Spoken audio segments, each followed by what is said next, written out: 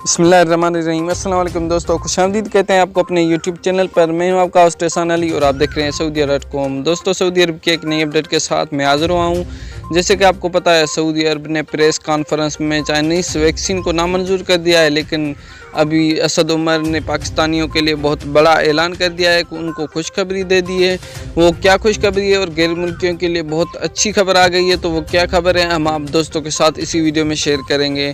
तो न्यूज़ शुरू कर लेते हैं फ्रेंड्स। न्यूज़ शुरू करने से पहले अगर आप मेरे यूट्यूब चैनल पर नए प्यारे दोस्त हैं तो चैनल को सब्सक्राइब करने के साथ साथ बेल के आइकॉन पर प्रेस लाजम करें ताकि ऐसी न्यूज़ अपडेट से आगा रहें। तो फ्रेंड्स, न्यूज़ शुरू कर लेते हैं। फ्रेंड्स, असद उमर ने बताया कि जो सऊदी अरब में बड़ी प्रेस कॉन्फ्रेंस हुई थी उसमें चाइनीज़ वैक्सीन को नामंजूर करार दे दिया गया था, लेकिन असद उमर ने ये बताया कि अभी इमरान खान साहब खुद उस पर एक्शन लेंगे और सऊदी हकाम से डायरेक्टली वो बात करेंगे फ़्लाइट्स के हवाले से और चाइनीज़ वैक्सीन के हवाले से, क्योंकि चाइनीज़ वैक्सीन को WHO ने भी मंजूर कर दिया है कि ये चाइनीज़ वैक्सीन सही है, लेकिन सऊदी अरब अभी तक उसे नामंजूर कर रहा है। लेकिन अभी प्राइम मिनिस्टर इमरान खान जल्दी उस मसले पे बात करेंगे और सऊदी हकाम से डायरेक्टली रब्ता करेंगे कि पाकिस्तान के लिए फ़्लाइट्स अभी तक क्यों नहीं खोली गई और जो चाइनीज़ वैक्सीन है उसको क्यों मंजूर नहीं किया गया।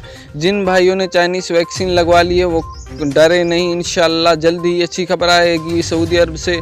और जिन लोगों ने अभी तक वैक्सीन नहीं लगवाई तो वो लोग अच्छा है कि उन 4 वैक्सीन में से एक वैक्सीन लगाएं जो सऊदी अरब ने बताएं।